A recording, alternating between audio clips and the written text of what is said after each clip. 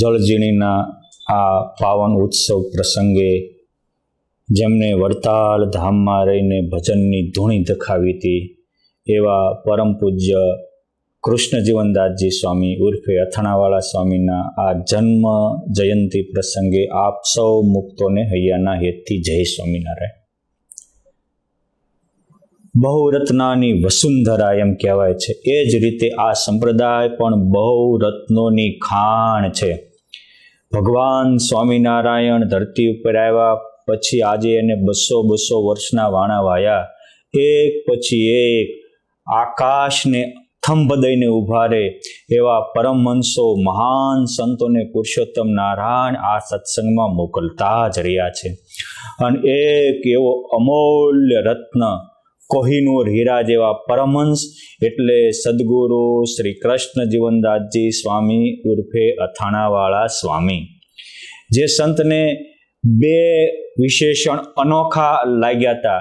એક હતા અથાણાવાળા સ્વામી અને બીજા હતા પૂજારી સ્વામી. આવા કૃષ્ણ જીવન સ્વામી એમનો જન્મ આજથી 101 વર્ષ પહેલા અમદાવાદ જિલ્લાના ધંધુકા તાલુકાના ઓતારિયા ગામમાં જીભાઈ ઉમેદભાઈ રજપૂતના ધર્મપત્ની ગંગામાં થકી થયો હતો. એમનું પૂર્વાશ્રમનું નામ જીવરાજભાઈ હતું. જીવરાજભાઈ નાનપણથી સત્સંગ અને ભક્તિના રંગે રંગાયા હતા. આજે યુવાનિયાઓ ભણે અને એને કાંઈક નોકરીનો કાંઈક છોકરીનો ચસ્કો લાગે છે, પરંતુ આ પૂર્વના મુક્તાત્માને નાનપણથી જ પ્રભુ પામવાનો લટક લાગી હતી, લગ્ની લાગી હતી. એકવાર તો એને પ્રભુ પ્રાપ્તિ માટે ઘરબાર છોડી જુનાગઢ ગિરનારની ગોદ સેવા ગયેલા. ત્યાં પણ સિદ્ધો પરમહંસોની સેવન કરેલું. એમના પરિવારજનો એમને પાછા લાવ્યા. પછી પણ એ નાનપણથી એક ભજન બોલતા કે આ દુનિયામાં કોના છોરો કોના વાસરો રે કોના માને બાપ, છોડી જાવો આ સંસારમાં હરે એક પલકમાં આપ, હેતે હરિનો રસ પીજીએ. આ પૂજ્ય સ્વામીએ જીવન પંક્તિ માત્ર ગાય નહોતી, જીવનમાં અપનાવી હતી. સ્વામી શાસ્ત્રો બહુ ભણ્યા નહોતા, પણ શાસ્ત્રો પ્રમાણે જીવાતા. એમનું જીવન એ મૂર્તિમંત શાસ્ત્રનું અનુપમ સ્વરૂપ હતું.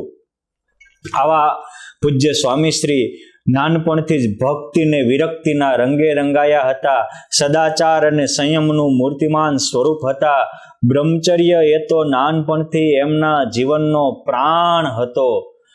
નાનપણથી એમના યોગમાં આવેલા પણ ભક્તિના રંગે રંગાઈ જતા. હું ઓતારિયામાં એમના પૂર્વાશ્રમના અનેક કુટુંબીજનો અને એમને મળેલા અનેક વડીલોને મળેલો છું. એમનું નાનપણનું જીવન આપણે સાંભળીએ, આપણા અંતર બેઠા થઈ જાય, રૂવાડા ખડા થઈ જાય. આવું એમનું નાનપણથી જ તે ભક્તિના રંગે રંગાયેલું દિવ્ય ભવ્ય જીવન હતું. પછી એમના કાકા વડતાલ ધામમાં પરમહંસ થયા હતા. એમનું નામ હતું લક્ષ્મીનારાયણ સ્વામી. મંજુકેશાનંદ સ્વામીની ગૌરવવંતી પરંપરામાં સાધુચરણ સ્વામી થયા. એમના નારાયણ સ્વરૂપ સ્વામી થયા અને એમના લક્ષ્મીનારાયણ સ્વામી હતા. એ લક્ષ્મીનારાયણ સ્વામીની પાસે પોતે પોતાની 28 વર્ષની ઉંમરે ઘરબાર કુટુંબ પરિવારનો સર્પ કાછળી ઉતારે એમ ત્યાગ કરી આવ્યા. સ્વામીશ્રીએ પણ આ જીવરાજ ભગતનું દિવ્ય નૂર અને હીડ પારખ્યું અને આજથી એમની 30 વર્ષની ઉંમરે, એટલે આજથી સમથિંગ 60 વર્ષ પહેલા એમને પરમહંસની કાર્તિકી સમયમાં દીક્ષા અપાવી. આનંદ પ્રસાદજી મહારાજના વરદ હસ્તે કારતક સુદ એકાદશીની પ્રબોધિનીના પાવન દિવસે પરમહંસની દીક્ષા ગ્રહણ કરી અને જેનું ભગવાન જ જીવન છે, શ્રી કૃષ્ણ એ જ જીવન છે, એવા સ્વામીનું નામ કૃષ્ણ જીવનદાસજી સ્વામી રાખ્યું. ગુરુ સાથે રહી ખૂબ જ ભજન ને જપ તપ કર્યું. સ્વામીનું જીવન સૂત્ર હતું કે આ જગતમાં જીવવું થોડું ને પંચાયત ઝાજી, માટે પંચાયત મૂકીને પ્રભુ ભજી લેવા. પારક્યા દોષ, પારક્યા આકાર, પારક્યા અવગુણ અને પારક્યા શરીરને જોનારો માણસ પાયમાલ થાય છે. માટે જીવવું થોડું અને પંચાયત જાજી, આ બધી જ બલા મૂકી અખંડ ભજન કરવું. એ ભજન કરવું એ બોલ્યા નહોતા, એ ક્યારેય કોઈની પારકી પંચાયતમાં પડ્યા નહોતા, ક્યારેય કોઈની જ ખાનગી વાતોને જાસૂસી કરીને સ્વીકાર્યું નહોતું. એમના જીવનનો હું પોતે અનેક વખતનો સાક્ષી બનેલો છું. હું 1988માં ભાઈ બીજને દિવસે પહેલો વહેલો વડતાલ ધામમાં આવેલો. એ વડતાલ ધામની દિવ્ય અને ભવ્યતા અને એ અનુભૂતિ આજે પણ મારા કાળજામાં કોરાયેલી છે. એ વખતે મેં અહીંયા વડતાલમાં પૂછ્યું હતું કે આ વડતાલમાં સારા સંત કોણ? ત્યારે મને અહીંથી ઘણા ભક્તો બાવડું પકડીને પૂજ્ય અથાણાવાળા સ્વામી પાસે લઈ ગયેલા. અને સ્વામીની મારે પહેલી વહેલી મુલાકાત થઈ ત્યારે સ્વામીએ મને કીધું હતું કે એટલે ભગત, આ વડતાલ ધામમાં સ્વામિનારાયણ સત્સંગ મેગેઝિન આલે છે, એનો તું ગ્રાહક થઈ જા, તને ઘેરે બેઠા સત્સંગનો લાભ મળશે.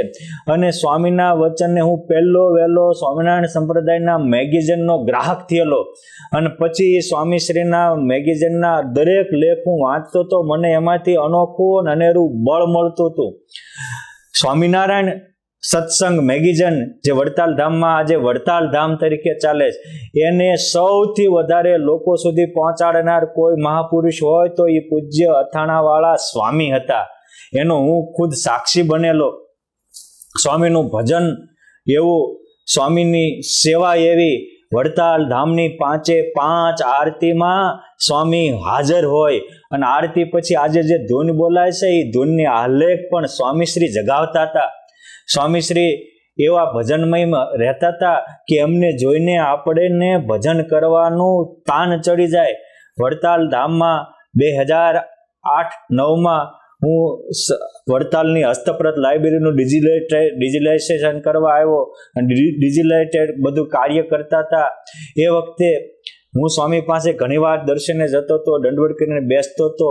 સ્વામીની શ્રવણ ભક્તિ પણ એવી અજોડ હતી. સ્વામીની પાછળ અખંડ વચનામૃત, ભક્ત ચિંતામણી, સત્સંગી જીવન, ભાગવત વગેરે ગ્રંથોનું અખંડ પાઠન થતું હોય અને સ્વામી અખંડી શ્રવણ કરતા હોય. શ્રુતવાનમાં સૌથી શ્રેષ્ઠ એવા સંતને નામ હું શીશ, અહંકાર નહીં અભેદ ચિત, કામ ક્રોધ લોભ મોહ મદ ઇન્દ્રિયો જીત.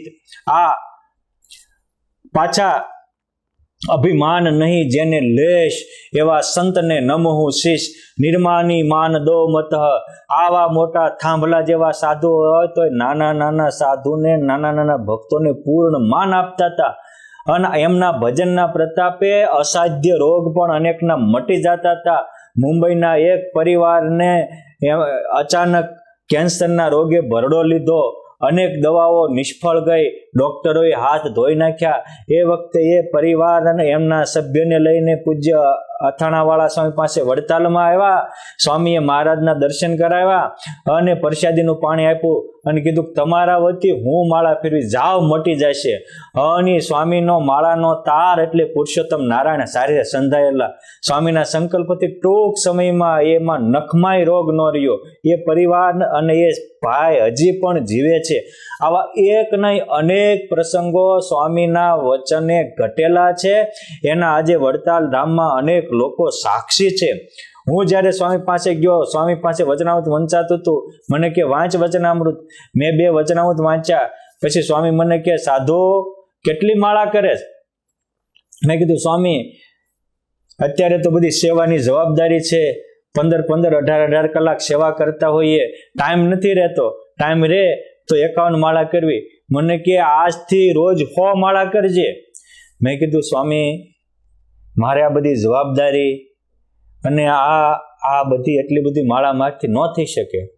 ત્યારે સ્વામી આટલી ઉંમરે મારી સામું જોઈ અને રડી પડ્યા. આંખમાંથી દડ આંસુ ગયા.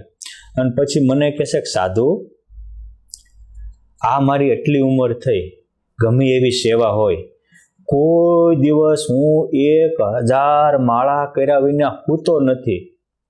અને તું સાધુ થઈ અને ભગવાનની 100 માળા નહીં ફેરે? એ એમનું જીવન બોલતું હતું, એની વાણી નહોતી બોલતી. મારા હૃદયમાં લાગી આવ્યું, આ સાધુ આટલું ભજન કરે તો આપણીથી એટલું ન થાય. મેં કીધું સ્વામી, આજથી પ્રતિજ્ઞા લઉં છું તમારી હાજરીમાં, હું રોજે માળા ફેરવીશ. અને આજ મને કહેતા આનંદ થાય કે સ્વામીના કૃપા પ્રસાદથી 100 માળા આરામથી થઈ જાય. 200 કરવી હોય તો પણ થઈ જાય, પરંતુ કોઈ દી ચૂક નથી પડતી. આ સ્વામીના ભજનનો જીવંત પ્રતાપ મેં મારા જીવનમાં અનુભવેલો છે. સ્વામી શ્રી અહીંયા વડતાલ, વળેટવા, જોર, સંજાયા, નરસંડા, ઉત્તરસંડા, આજુબાજુના અનેક ગામના ભક્તો જ્યારે મરચાની સિઝન હોય ત્યારે લઈને આવે. સ્વામી બધા ભક્તોને સાથે રાખે, એ મરચા ખૂંદાવે અને અથાણા ભરે. સ્વામીનો એ બનેલા હોય, કોઈ આવે કોઈ દી ના નહીં. સ્વામીનો ઓટલો અને સ્વામીનો રોટલો બે મોટા હતા, અને એનું કારણ સ્વામીનું સાધુતા મોટી હતી, સ્વામીનું ભજન મોટું હતું, સ્વામીનું નિર્બંધપણું મોટું હતું, સ્વામીશ્રીનું બ્રહ્મચર્યનું તેજ એના અંતિમ શ્વાસ સુધી એના શરીરમાં ઝળહળતું હતું. સ્વામીશ્રી ઘનશ્યામ મહારાજની વહેલા ઉઠીને પૂજા કરે, અહીં હોય ને પૂજા ન કરી હોય, સેવા ન કરે તેને ઊંઘ ન આવે. રોજે મોટી ઉંમરમાં છેલ્લે સુધી ભગવાનને પ્રત્યક્ષ ભાવે સેવા કરતા હતા, અને એટલે કેટલી વાર ભગવાન એની હારે વાતો કરવા હાજર થતા હતા. આવા તો સ્વામીશ્રીના અનેક પ્રસંગો છે. એમના શિષ્ય પૂજ્ય વિષ્ણુ સ્વામી, પૂજ્ય હરિપ્રકાશ સ્વામી, વિવેક સ્વામી, કીર્તન સ્વામી, હૃદય સ્વામી, ડીકે સ્વામી, આ બધા સંતોએ સ્વામીની ખૂબ જ સેવા કરીને લાભ લીધો છે. મારી જેવા સાધુને તો ક્યારેક ક્યારેક કોક સમયે સ્વામીની સેવાનો લાભ મળેલો, પરંતુ સ્વામી છેલ્લી ઉંમરમાં આખો દી વડતાલના ડેરામાં બેઠા હોય. આપણે દર્શને જઈએ અને સ્વામીને પગે લાગીએ તો સ્વામી પોતાના આપણા હાથ પકડીને એના માથા ઉપર મુકાવી દે. આટલી નિર્માણિતા, આટલી સૌમાં દિવ્ય દ્રષ્ટિ, ભવ્ય દ્રષ્ટિ, નિર્બંધતા અને પ્રત્યેક સારા સંતો પ્રત્યેનો એમનો આદર, સદભાવ એ આપણા બધા માટે શીખવા જેવો છે.